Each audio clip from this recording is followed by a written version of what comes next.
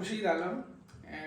आज मुझे एक अवसर मिला कि नवोदय नॉलेज सिटी की तरफ से कुछ बोलूं, वो भी एक खास दिन, खास अवसर, क्योंकि आज नीट का एग्ज़ाम था और हमारा जो फर्स्ट फाउंडर बैच है यहाँ का नवोदय नॉलेज सिटी का, उसमें एक खास स्टूडेंट शिवम हमारे साथ है। तो मैं आपको बता दूं कि आज जो नीट का एग्ज़ाम हुआ उसमें शिवम ने जो कैलकुलेटेड इनका स्कोर है वो 697 है और हम लोग बेहद प्रसन्न हैं। काफ़ी खुशी हो रही है कि हमारा फर्स्ट फाउंडर बैच है उसमें इन्होंने सिर्फ महज मतलब 9 साढ़े 9 महीने तकरीबन इन्होंने पढ़ाई किया होगा। इनके बैच को हम लोगों ने गाइड किया, पढ़ाया। उसमें मैं इतना दावे के साथ कर सकता हूँ कि बिहार में ये अप्रॉक्स टॉप 10 में इनका स्कोर आने जा रहा है। तो सबसे पहले मैं शिवम को बहुत बहुत बधाई देना चाहता हूँ कि आप लोगों ने एनकेसी ही नहीं, नवोदय फ्रेटर्निटी ही नहीं, अपने पूरे बिहार का नाम रोशन किया है। तो शिवम, अब मैं चाहता हूँ कि आपसे आपकी जर्नी के बारे में कुछ जानूं। तो सबसे पहले आप बताएं कि आपको कैसा महसूस हो रहा है? मार्क्स के बारे में सुन के तो बहुत अच्छा लग रहा है और आई थिंक जो कुछ भी है इस इंस्टीट्यूट की देन है। यहाँ के फैकल्टीज, मैनेजमेंट्स, यहाँ का एम्बियंस, इन्वायरमेंट, इन सभी की ही देन है कि लास्ट ईयर के 332 से अभी इस ईयर के 697 का जंप मिल रहा है। अच्छा, एक क्वेश्चन मेरे दिमाग में आ रहा है शिवम कि आपके लिए तो बहुत सारा ऑप्शन हो सकता था, बहुत सारे जगह लोग जाते हैं। मैं नाम नहीं लेना चाहूँगा इस वीडियो में, हो सकता है मतलब समझ रहे हैं, तो आप वहाँ भी जा सकते थे, लेकिन आपने एनकेसी को ही क्यों चुना? एनकेसी का तो फर्स्ट ईयर था, फिर भी आपने ऐसा रिस्क क्यों लिया? किस बेसिस पे आपको लगा कि मुझे यहाँ जाना चाहिए? एनकेसी के बारे में मुझे सबसे पहले जानकारी तब मिली जब मैं नवोदय में था और स्पेशली सुधांशु भैया, उनके थ्रू मुझे यहाँ का इन्फॉर्मेशन मिला। और कहीं ना कहीं जब वहाँ पे मतलब उन्होंने इस इंस्टीट्यूट के फीचर्स बताए, सो मतलब मैं वहाँ पे बहुत ही प्रभावित हुआ था, क्योंकि जो चीज़ मैं चाहता था अपनी तैयारी के लिए वो लगभग सारी चीज़ें यहाँ पे उपलब्ध थी। सो अनडाउटली मैं मतलब उसी टाइम सोच लिया था कि मैं जब आऊँगा एनकेसी ही आऊँगा। मतलब बाहर ठीक है बहुत सारे नामी इंस्टीट्यूट्स थे, बट कहीं ना कहीं मुझे ऐसा लगा कि इस इंस्टीट्यूट का फर्स्ट ईयर है और आई थिंक मैं यहाँ पे बेस्ट मिल सकता है मुझे, और उसी फेथ के कारण मैं यहाँ पे आया और कहीं ना कहीं मुझे बेस्ट मिला। और आई थिंक उस बेस्ट की देन जो मतलब ऐसे अच्छे मार्क्स ला पाया मैं।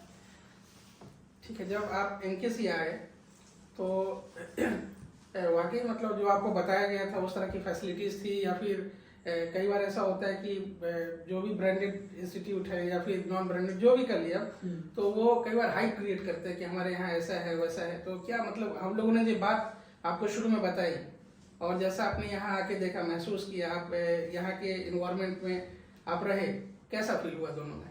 क्या कुछ अलग दिखा?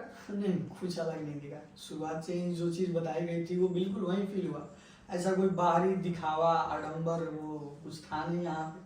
वो चीज़ें पहले से पता थी। यहाँ पे आए भी जब हम लोग इंट्रांस मतलब इंटरव्यू वगैरह के लिए, तो उस टाइम भी हम लोगों ने बहुत अच्छी चीज़ों को देखा था और हमारे पास ऑप्शन था मतलब कि हम दूसरी चीज़ों को ऑप्ट कर ले, बट ये इतना पसंद आ गया था कि कोई ऑप्शन समझ में नहीं आया। सो अनडाउटली यहाँ पे आए और बेस्ट लेके जा रहे हैं। अच्छा शिवम, मैं थोड़ा सा और जानना चाहता हूँ, यहाँ के एनकेसी का जो लाइफ स्टाइल है, दिनचर्या है, उसके बारे में थोड़ा सा जानना चाहता हूँ।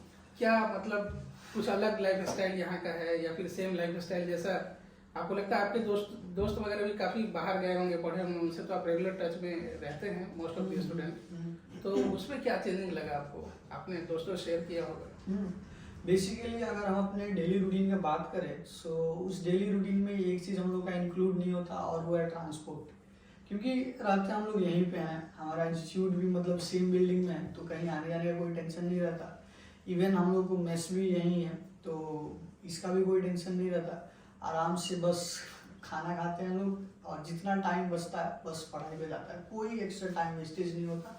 सो ये मतलब बहुत यहाँ का प्रॉपर एडवांटेज है कि यार 14 से 15 घंटा आराम से मिल जाता है पढ़ाई का, जिसमें मिनिमम 6 से 8 घंटा तो कोई भी सेल्फ स्टडी कर लेता है, क्लासेस को इंक्लूड करते हुए। अच्छा, मैं थोड़ा सा और जानना चाहता हूँ। देखिए, मेरा जो मानना है, जितनी मेरी तजुर्बा है मेरा, उसके हिसाब से मैं ये जानता हूँ कि कोई भी इंस्टीट्यूट आपको फैकल्टी जो हैं कहीं के भी मतलब एक जैसा ही लगभग पढ़ाते हैं, थोड़ा सा का फर्क होता है। लेकिन आपके यहाँ सेल्फ स्टडी आप करते थे या फिर यहाँ जो बच्चों को सेल्फ स्टडी कराया जाता है उसमें आपको कितना डिफरेंस लगा? बाहर की तुलना में क्या अलग है सेल्फ स्टडी में यहाँ? सेल्फ स्टडीज में हम लोग नॉर्मली 6 to 8 आवर्स दे पाते हैं। बाहर वो चीज़ें मे भी पॉसिबल हो पाती होगी या नहीं हो पाती होगी, बट यहाँ पे at least per day 6 to 8 hours self study का दे पाते हैं। साथ में साथ 6 to 8 आवर्स का हमारा मतलब क्लासेस भी रहता है। सो अच्छा, क्या यहाँ के सेल्फ स्टडी में आपको फैकल्टीज जो हमारे हैं उनकी भी कुछ मदद मिलती थी? बिल्कुल, फैकल्टीज तो यहाँ पे 24/7 अवेलेबल रहते थे, तो कभी कोई डाउट्स हुआ आराम से फैकल्टीज के पास हम लोग जाते थे। और फैकल्टीज का भी नेचर समा मतलब थोड़ा सा वो फ्रेंडली टाइप ही था, उतना भी प्रोफेशनल बाउंडेशन नहीं था कि किसी को हिचकिचाहट हो जाने में या फिर मतलब वो थोड़ा सा। सो उस कारण मतलब बच्चे भी बहुत अच्छे से इंटरेक्ट कर पाते हैं। और ये जो होता है ना 1-to-1 इंटरेक्शन, यहाँ पे वो चीज़ बहुत ज़्यादा है। सो उसके कारण भी मतलब पर्सनल अगर किसी पे वर्क होता था तो सब पे एटलीस्ट मतलब ईच एंड एवरी स्टूडेंट को मतलब पर्सनली जो मोडिफिकेशन होता था वो मिलता है। अच्छा शिवम, आप तो शुरुआत से काफ़ी अच्छे स्टूडेंट रहे हैं, आपका मतलब एजुकेशनल बैकग्राउंड जो है वो काफ़ी ठीक ठाक है, मैं अच्छा नहीं कहूँगा, काफ़ी ठीक ठाक है। तो आपको ऐसा लगा कि ये जो जर्नी है 1 साल की तकरीबन, या फिर जो बच्चे 10th के बाद आते हैं तो 2 साल की जर्नी है, उसमें बहुत सारा अप्स एंड डाउन्स आता है। कभी आपको ऐसा फील होता होगा कि आप डीमोटिवेटेड फील कर रहे हैं किसी भी कारण से, वो आपका पर्सनल रीजन हो सकता है या फिर एजुकेशनल रीजन हो सकता है, तो उस मतलब उस कंडीशन को यहाँ की मदद से आपको कैसे ओवरकम कर पाया? यहाँ कुछ इस तरह का कुछ ऐसा लगा कि उस कंडीशन में अगर कोई संभालता नहीं तो ये रिजल्ट कुछ और हो सकता था? बिल्कुल, यहाँ पे मतलब मैनेजमेंट टीम का बहुत बड़ा रोल रहता था। अगर कोई डिप्रेस होता था या फिर जो भी हो, पर्सनली उसको समझाना, या फिर कभी कभी यहाँ पे इवेंट्स वगैरह भी होते थे तो उससे थोड़ा मन वगैरह लगा रहता था। तो होता है मतलब जर्नी ऐसी है कि आप अपने परफॉर्मेंस से कभी खुश होते हो, कभी परफॉर्मेंस गिरता है तो डिप्रेशन होता है। बट एक चीज़ कंसिडर करना रहता है कि लाइफ का ग्राफ हमेशा इंक्रीजिंग नहीं हो सकता, डिक्रीजिंग नहीं हो सकता। अप्स एंड डाउन्स सबके साथ आते रहते हैं, यहाँ मेरे साथ भी हुए, बाकी लोगों के साथ भी होते हैं और औरों के साथ भी होते रहेंगे। बट मन में एक फेथ रखना है और बस इस प्लेस पे विश्वास रखना है। ये जो जगह है, ये इंस्टीट्यूट, इस पे बस ट्रस्ट रखना है, फैकल्टीज पे ट्रस्ट रखना है, आराम से रिजल्ट हो जाएगा। तो मैं बहुत ज़्यादा समय नहीं लेते हुए बस एक छोटा सा संदेश चाहूँगा कि आप अपने दोस्त या फिर आपके जूनियर्स होंगे, आपके सोसाइटी में, आपके आसपास या फिर बिहार में भी काफ़ी एस्पायरेंट्स हैं जो चाहते हैं कि नीट में सिलेक्शन हो उनके लिए छोटा सा संदेश मैं चाहता हूँ कि आप उन्हें दें। सबको बस यही बोलते रहना चाहूँगा कि need is all about smart work and little hard work.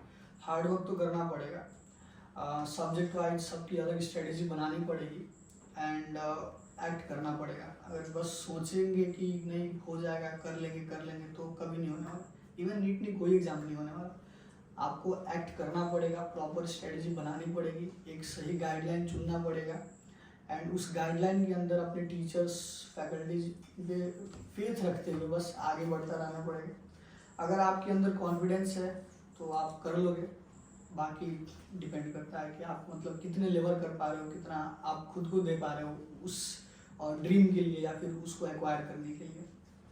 बस एक लास्ट क्वेश्चन छोटा सा मैं करना चाहूँगा, आपको क्या लगता है मतलब जब भी कोई बच्चे 10th करते हैं या फिर 12th के बाद आते हैं, मार्केट काफ़ी बड़ा है, समुद्र जैसा मतलब फैला हुआ मार्केट है, इसमें आपको एक किसी संस्थान का चयन करने से पहले क्या सोचना चाहिए? आप क्या मैसेज देंगे एज ए स्टूडेंट? आप चाहेंगे कि कुछ मैसेज दें तो वो क्या मैसेज होगा आपका? सबको यही बोलना चाहेंगे कि मतलब सबकी मेंटालिटी क्या होती है ना कि वो बड़े बड़े नामों के पीछे दौड़ते हैं, बट बेटर है कि नाम से पहले आप काम के पीछे दौड़ो। उस जगह में जो काम होता है उसकी क्वालिटी को जानो, वहाँ के परफॉर्मेंस को देखो और तब जाओ आप। ठीक है, बड़े बड़े नाम तो हर जगह अवेलेबल है, बट आपकी जो रिक्वायरमेंट है, आपका जो गोल या डिज़ायर है, उसको मतलब मुझे लगता है शायद इसमें एक इन्वायरमेंट का भी कुछ असर हो सकता है। इन्वायरमेंट फर्क हो सकता है। इन्वायरमेंट का बहुत बड़ा रोल होता है।